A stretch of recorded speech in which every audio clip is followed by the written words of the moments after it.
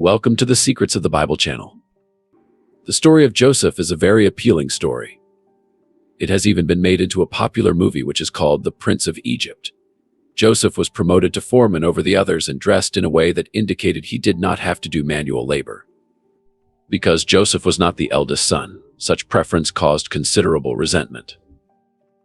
Joseph is the fourth generation, Abraham's great-grandson, and once again he is not the eldest. There is a clear pattern here. The natural heir is not blessed. God chooses who receives his grace. It has traditionally been one of the younger sons. Joseph was one of Jacob's 12 sons and his father's favorite, according to the Bible. Joseph's father gave him a colored robe when he was 17 years old. Genesis, chapter 37, verses 1 through 3. And Jacob dwelt in the land wherein his father was a stranger, in the land of Canaan. These are the generations of Jacob. Joseph, being 17 years old, was feeding the flock with his brethren, and the lad was with the sons of Bilhah, and with the sons of Zilpah his father's wives. And Joseph brought unto his father their evil report. Now Israel loved Joseph more than all his children, because he was the son of his old age, and he made him a coat of many colors. As if that wasn't enough, Joseph had a special gift. God revealed to him what would happen in the future through dreams. Joseph was Jacob and Rachel's son. They lived in Haran at the time of his birth in the house of his grandfather Laban. Jacob and his 12 sons settled in Canaan, where their father Isaac, Abraham's son, had previously resided. Jacob loved his son Joseph the most of all of them, because he was the son of his old age and had a pure and innocent soul. But seeing that their father loved him more than all of them, his brothers despised him. One day while he was in the field with his brothers, forming sheaves with the hay, Joseph dreamed that his sheaf would get up and stand upright, and his brother's sheaves would surround her and bow down before her. Genesis chapter 37 verses 5 through 10. Joseph had a dream, and when he told it to his brothers, they hated him all the more. He said to them, "Listen to this dream I had.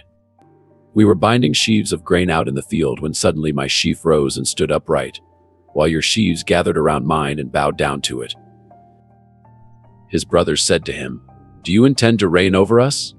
Will you actually rule us?" And they hated him all the more because of his dream and what he had said. Then he had another dream, and he told it to his brothers.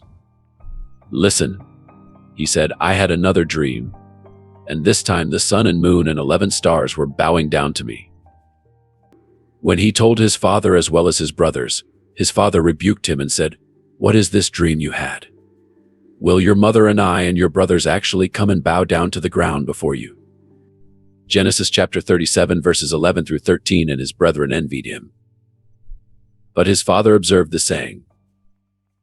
And his brethren went to feed their father's flock in Shechem. And Israel said unto Joseph, "Do not thy brethren feed the flock in Shechem? Come, and I will send thee unto them." And he said to him, "Here I am." Then Joseph set out to find his brothers. When they saw him arrive, they decided it was time to get rid of him. But terrified by what his brothers intended to do, Reuben exclaimed, "No, don't murder him. We must not get his blood on our hands. Throw him into the well in the desert and don't touch him." They did exactly that. But first they removed his tunic in order to show it to his father later and inform him that Joseph had died. Genesis chapter 37 verses 25 through 28. And they sat down to eat bread, and they lifted up their eyes and looked, and behold, a company of Ishmaelites came from Gilead with their camels bearing spicery and balm and myrrh, going to carry it down to Egypt. And Judah said unto his brethren, "What profit is it if we slay our brother and conceal his blood? Come, and let us sell him to the Ishmaelites, and let not our hand be upon him, for he is our brother, and our flesh." And his brethren were content. Then there passed by Midianites, merchantmen, and they drew and lifted up Joseph out of the pit, and sold Joseph to the Ishmaelites for 20 pieces of silver, and they brought Joseph into Egypt. Joseph was forced to accompany the caravan of merchants on their way to Egypt. He went the entire journey with remorse, unable to understand why his brothers had sold him. Genesis 39 is a wonderful example of sexual purity. Potiphar, a powerful and prosperous man, bought Joseph from the Ishmaelites. Pharaoh's servant was Potiphar. He appears to be the owner of a large and profitable ranch. Potiphar gradually realized that God's hand was on Joseph. Everything he touched seemed to turn to gold. Potiphar soon delegated authority over everything to Joseph.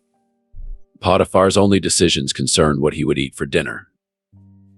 Joseph did not just have the great character, he also had a skill in executive leadership. A leader as great as Potiphar trusted him enough to give him his responsibilities. Then Potiphar's wife took notice of Joseph. She attempted to seduce him in a variety of ways, but Joseph was determined to avoid her. Finally, she managed to trap Joseph in the house alone one day, where she attempted to seduce him once more. He felt compelled to flee, leaving his outer garment in her grasp. Then she accused Joseph of assaulting her, and her husband Potiphar had Joseph imprisoned. Years had passed since Joseph's arrival in Egypt, and the palace was in disarray. Pharaoh had two dreams that terrified him, and none of his advisors could explain them to him. Potiphar then told him about the young Hebrew who lived in his house and his extraordinary abilities in dream interpretation. Genesis chapter 41, verses 14 through 24. Pharaoh sent for Joseph at once, and he was quickly brought from the prison. After he shaved and changed his clothes, he went in and stood before Pharaoh. Then Pharaoh said to Joseph, "I had a dream last night, and no one here can tell me what it means. But I have heard that when you hear about a dream, you can interpret it." "It is beyond my power to do this," Joseph replied. "But God can tell you what it means and set you at ease." So Pharaoh told Joseph his dream. "In my dream," he said, "I was standing on the bank of the Nile River, and I saw 7 fat, healthy cows come up out of the river, again grazing in the marsh grass. But then I saw 7 sick-looking cows, scrawny and thin, come up after them. I've never seen such sorry-looking animals in all the land of Egypt." These thin, scrawny cows ate the 7 fat cows. But afterward you wouldn't have known it, for they were still as thin and scrawny as before. Then I woke up. In my dream I also saw 7 heads of grain, full and beautiful, growing on a single stalk. Then 7 more heads of grain appeared. But these were blighted, shriveled, and withered by the east wind, and the shriveled heads swallowed the 7 healthy heads. I told these dreams to the magicians, but no one could tell me what they mean. Right then and there, Joseph responded to Pharaoh, "Your 2 dreams are merged into one. The 7 fat cows and 7 full ears represent 7 years of prosperity and abundance for Egypt. However, they will be followed by the 7 skinny cows and the 7 ears of corn. Another 7 years of drought. But in these years of famine and scarcity, they will devastate Egypt's lands. And here's what you need to do. Find a wise man and place him in charge of Egypt's lands, in charge of guarding the crops in years of abundance, and assuring that your people have enough to eat in years of scarcity." Pharaoh was impressed by Joseph's words and decided to appoint him as administrator of his lands and crops. As a result, after Pharaoh, a Hebrew slave became the most powerful man in Egypt. Joseph the Hebrew, son of Jacob, was appointed administrator of all the lands of Egypt because he knew how to interpret Pharaoh's dreams, which predicted 7 years of abundant harvests for Egypt, followed by 7 years of scarcity. He owed obedience only to Pharaoh, while everyone else was to obey him. After 7 years of abundance, the land produced as much wheat as the sand of the sea, so much so that counting had to be stopped because it could not be counted. The granaries of all Egyptian cities and peoples were overflowing. Until one day the land stopped producing and there were no crops left. As Joseph had predicted, the 7 lean years came to pass. And there was a famine in all the lands except Egypt, because their barns were full. So Joseph ordered that the grain be distributed little by little among the families, so that no one went hungry. Famine was spreading outside of Egypt, and people came from all over to buy the wheat stored in Egypt's granaries. Also in Canaan, where Jacob and his family lived, the effects of the scarcity became apparent, prompting Jacob to instruct his sons to go down there and buy food. It was as Prime Minister of Egypt that Joseph welcomed the family. He not only forgave his brothers' offenses, but provided them with all their livelihood. He knew how to interpret the adversities he had gone through. In the face of the perplexity of his brothers, he declared to them, "God has sent me before your face to preserve your succession in the earth, and to keep you alive for a great deliverance." Genesis chapter 45, verse 7. Jacob settles with his relatives in the land of Goshen after meeting his old father, where he supports them. And it was there, away from the influence of the Canaanites and Egyptians, that the Hebrews could grow into a great and powerful nation. Exodus chapter 1, verses 6 through 7. And Joseph died, and all his brethren, and all that generation. And the children of Israel were fruitful, and increased abundantly, and multiplied, and waxed exceeding mighty, and the land was filled with them. Isaiah chapter 64, verse 4.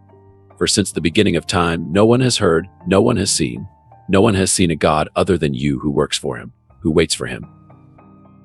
Genesis chapter 39, verses 6 and 7. And he felt all that he had in Joseph's hand, and he knew not aught he had save the bread, which he did eat. And Joseph was a goodly person and well favored. And it came to pass after these things that his master's wife cast her eyes upon Joseph and she said, Lie with me. According to the Bible, Joseph was not only an attractive man, Genesis chapter 39, verse 6, but he was also very intelligent. After all, Potiphar hands over everything he owns to him. And it came to pass after these things that his master's wife set her eyes upon Joseph and said to him, Lie with me. When he said no to the woman, he didn't stay there, tempted to demonstrate his inner strength. He ran. She grabbed him so tightly that his clothes were left behind. And then she grabbed his cloak and said, Lie with me. But he fled, leaving the cloak in her grasp and escaping outside. This woman's desire had gone insane, driving her to disrespect her home and husband. Joseph, for his part, did not forget what his parents had taught him. He was no longer present, but his teachings remained strong in his heart. As he was taught about God, he memorized the words. He could have taken advantage of the opportunity that was presented to him, but he chose to be obedient to God. He chose to suffer for the sake of the uncommitted in order to deny his faith and respect for his servant Potiphar. Adversity enters our lives to test us, to teach us a different path than the one we are accustomed to taking. Then, like an earthquake, everything starts to shake, but we can't stop walking. We learn from adversity that our gifts and talents should not be kept in a drawer and used whenever we want, but he must make himself available to God, because it is the way out of the difficulties that we face. When we see adversity as an opportunity to overcome obstacles, we see far beyond the impossible. That's exactly how Joseph was. He fell when he arrived at the prison, as who wouldn't? But he didn't let his emotions get the best of him. Instead, he saw it as an opportunity to convey his message to the king. He not only used his gift to interpret his cellmate's dreams, but he also told the butler not to forget him. That is to say that I am here, that I am still alive and ready to return. He had to wait 2 years because the plans are ours and the execution is God's. Another interesting fact in Joseph's life is that he could have let himself be carried away by the hatred of his brothers and prostrate himself, becoming sick with bitterness and sadness. Instead, the jailer saw in Joseph his lack of guilt, honesty, and trust beyond usual standards to be called to work. Instead, showed service, zeal for the tasks, and gained confidence. He didn't just stand there in prison waiting for time to pass. He used his gift of dream interpretation once more. God sees in Joseph a mature man who loved him even in times of struggle and adversity, and who did not allow bitterness of spirit to dominate him. Even after becoming governor, he did not become arrogant. He was faithful in both prison and the palace, and everything he touched prospered. The reward for being faithful and obedient and having a heart cleansed of all the flaming feelings of contention, God restores to you, your family, your beloved father. Joseph's desire for vengeance was most likely triggered when he saw his brothers. He cried like a child when he showed his brothers who he was. God compensated his tears, which he collected, and transformed into joy and a smile. Are you also dealing with adversity? I can imagine how painful it is, but don't close your eyes to what good can come from this time. There may be an opportunity for you to develop, demonstrate your abilities, and gain wisdom. Let us be aware of what God in Christ Jesus is teaching us so that we do not miss out on any opportunities that arise along the way.